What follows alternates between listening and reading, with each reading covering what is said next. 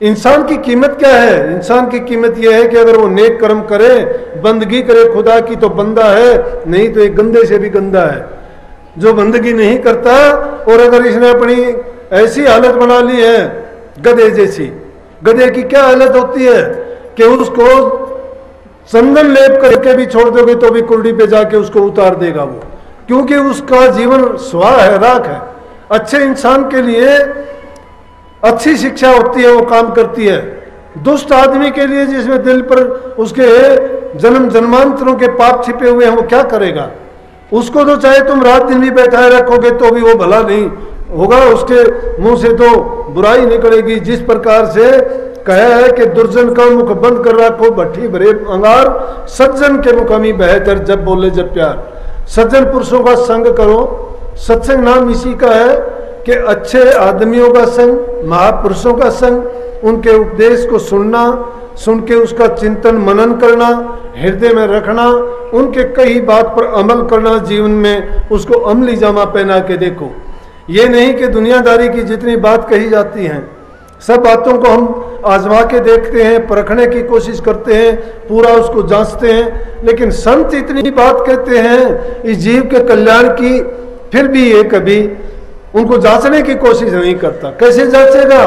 अरे संत कहते हैं अभ्यास करके देखो, नाम की कमाई करके देखो, अकेले ही शरीर के सुख और इंद्रियों के लिए ना जीवो, इसके अंदर कोई और भी है जिसके लिए हमें जिंदा है, रहना है, और वो क्या है? हमारी रूह, वो जीव, आत्मा। उस जीव के लिए कौन सा काम होगा? परमार्थ का। परमार्थ कैसे होगा? कि एकांत में जाके अपने मन बुद्धि चित्त को रोक के एकाग्रता में और उस नाम का सुमन करते हुए एक ही चीज का जब ध्यान करोगे तो सब ओर से आपकी निष्कामता हो जाएगी। जब सब चीजों से निष्क्रिय हो जाओगे तब वो ध्यान लगेगा। क्रियाशील हम किस हैं? इंद्रियों में हैं। इंद्रियां कितनी है? शरीर में 10 लगी हुई हैं, लेकिन दरवाजे 9 हैं। 9 दरवाजों में ये जो हमारा भटकाव है दुनिया की ओर, सबका सब शरीर के लिए है, लेकिन यहाँ कोई किसी का साथी नहीं। साथी जो चीज है वो हमारी करनी है। नाम की जो कमाई करोगे वो हमारे साथ जाएगी। अरे बाहर ज्ञान ध्यान स्नान, अंदर बैठा लोभ स्वान। बाहर से तो ज्ञान ध्यान करते हुए दिखाई देते हैं और अंदर में लोभ रूपी कुत्ता बैठा हुआ है। उस कुत्ते को जब तक नहीं निकालते हम क्या करेंगे? हमें भरमाएगा वो, बार बार डिगा देगा अपने ध्यान से, अपने क्रिया से, अपने नेक कर्मों से भटका देगा, भुला देगा। इसलिए जरूरी है कि नीचे की स्टेज से हम अपने काम को शुरू करें, और वो शुरुआत होगी कहाँ से? घर से। घर में क्या? घर में प्रेम, बूढ़े बुजुर्ग की इज्जत कदर, ये भक्ति के मार्ग के लिए जरूरी हैं। जिस घर में सम्मति नहीं है, जिस घर में प्यार प्रेम नहीं है, जिस घर में बूढ़े बुजुर्ग का सम्मान नहीं है, जिस इंसानों को बोलने की अपनी जबान पर कंट्रोल नहीं है, जो मीठे शब्द नहीं बोलते हैं, वो यूं समझो कि अपने जीवन में भी जहर घोल देते हैं और दूसरे आदमियों को भी बर्बाद करने का प्रयास करते हैं। तो ऐसे आदमियों से बचा जाए और अपने कर्म को बदला जाए, दूसरे जीवों पर दया करे। अरे हमारे देश के क्या संस्कार मिलते थे, आज शिकायत करते हैं हम अपनी संतान की, लड़कियों की, लड़कों की बराबर है। युवा पीढ़ी वो किशोर जा रही है, भटक रही है, माँ बाप तड़पते हैं, रिश्ते नाते मर्यादाएं टूटती जा रही हैं, कानून अपने और दायरे में काम करता है, समाज का और कानून का टकराव होता है, तो उस जगह पर असहाय होकर माँ बाप देखते रहते हैं और उनकी संतान बर्बाद हो ही जाती है।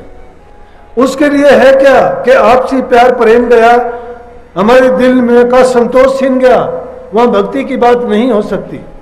भक्ति की बात कहाँ होगी? जब हमारे दिल के अंदर शांति होगी, चैन होगा। और वो कब मिलेगा?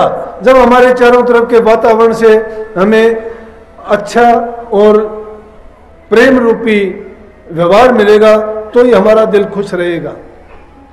इसलिए जब अच्छे होंगे, हमारे दिल में अच्छे विचार आएंगे, अच्छे संकल्प उठेंगे, उन्हीं को हम मूर्त रूप देंगे। हमारे देश की संस्कृति देखो कितनी, कि तड़पते हुए जीव को अगर देख लेते थे, उसको पानी पिलाते थे, धूप में होता था छांव में डालते थे, भूखा होता था उसको अपने घर से लाके चारा डालते थे, पता नहीं था ये किसका है पशु, किसकी गाय है, भैंस है, बकरी है, किसकी है पता नहीं था। ये घोड़ा किसका है लेकिन सड़क पर पड़ा हुआ है।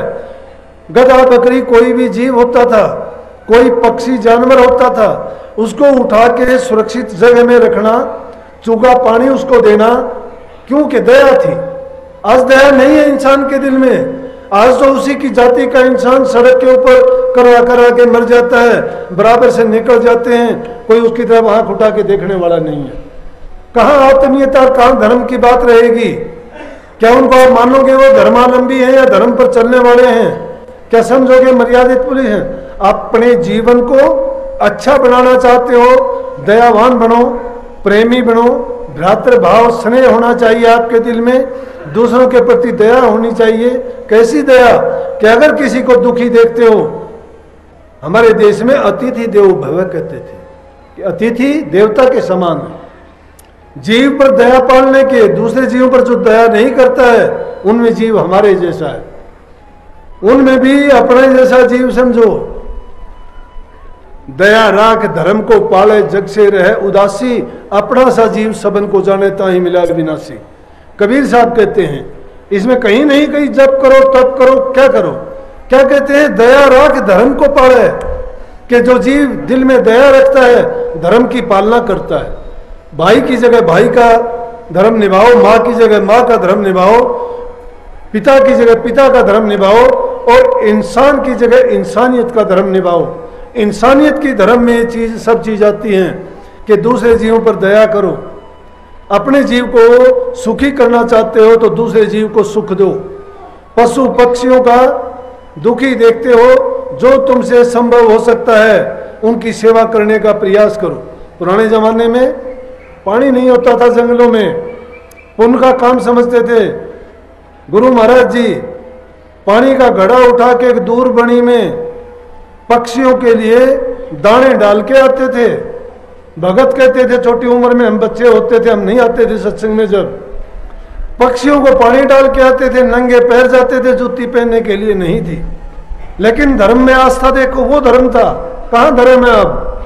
सब चीज हमारे पास है लेकिन दिल में प्यार नहीं है, दया नहीं है। कहाँ धर्म की पालना करेंगे? उन पक्षियों को चोगा डालना जंगल में, पानी उनके लिए घड़े फोड़ के ठेकरे बना के पानी के भरे रहते थे। कितने जीव पानी पी के अपना जीवन बचाते थे, पर आज जीवों को अनाप शनाप ढंग से मार रहे हैं। जंगल खत्म हो गए, बस्ती की तरफ भागते हैं, बस्ती की तरफ भागते हैं, इंसान ही उनका भक्षण कर जाता है। जंगली जानवर, जंगली वातावरण सब खत्म होता जा रहा है। कहाँ पर्यावरण की बात करेंगे? पेड़ पौधे सब मार काट के खत्म कर दिए। जो प्राकृतिक स्रोत थे, कहीं ऊंचे नीचे टीले और तालाब होते थे, उनको भर दिया। जंगली जानवरों की छिपने की जगह थी, वो सब खत्म कर दी। तो इन बातों से क्या धीरे धीरे होते होते धर्म भी बिगड़ता जा रहा है। जो कबीर साहब ने सटीक बात कही थी, इसी प्रकार गुरु जमनेश्वर प्रसाद जिन्होंने बिश्नोई धर्म चलाया, बिश्नोई का मतलब था 20 और 9 नियम का जो पालन करता है वो बिश्नोई है। और उन्होंने, जमनेश्वर प्रसाद ने करड़ी एक पाबंदी लगाई थी। वो कहते थे कि उस ज्यादा जाटी का पेड़ होता था, रेजड़ी बोलते थे इसको, रेजड़ी केजड़ी, कि इसको जो काटेगा समझो अपनी संतान को काटता है, हिरण को जो मारेगा तो समझो अपने संतान को मारता है। हिरण को मारने का उतना ही दोष था जितना इंसान को मारने का। आज तो इंसान को मारता है तो भी पाप नहीं समझता है। लेकिन कितने अच्छे संस्कार थे, वो धर्म था। जब वो धर्म की पालना होती थी, उन लोगों को भक्ति की, ध्यान की, समाधि की जरूरत नहीं बताई। कबीर साहब ने भी इनकार कर दिया। लेकिन ये ना सोचना कि वो करने के बाद में उस चीज की जरूरत नहीं रहेगी, जरूरत रहेगी। जो उन चीजों की तुम पालना करना सीख जाओगे तो तुम्हारा काम तो सहज में अपने आप बन जाएगा। जब बुराइयां इंसान के पास छूट जाती हैं तो करने के लिए सिर्फ सच्चाई, भलाई और अच्छाई रह जाती है।